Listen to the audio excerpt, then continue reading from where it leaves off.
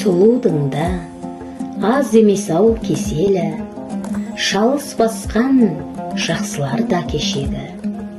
Құмар ойын қызығына батқандар, бармақ тістеп бас шайқапты деседі. Балдай сезім көңіліңді мас қылар, қарттың өзін құмарлығы жас қылар. Бақытының кермек дәмін татады, ләззаттанып жүрген дөкей басшылар. Мақтаныштың бір түрі ғой байлығың, қазынаң ғой қалтатуы айлығың. Байлардың да шалқуы бір сәттік қой, өне бойы бола бермес жайлы күн.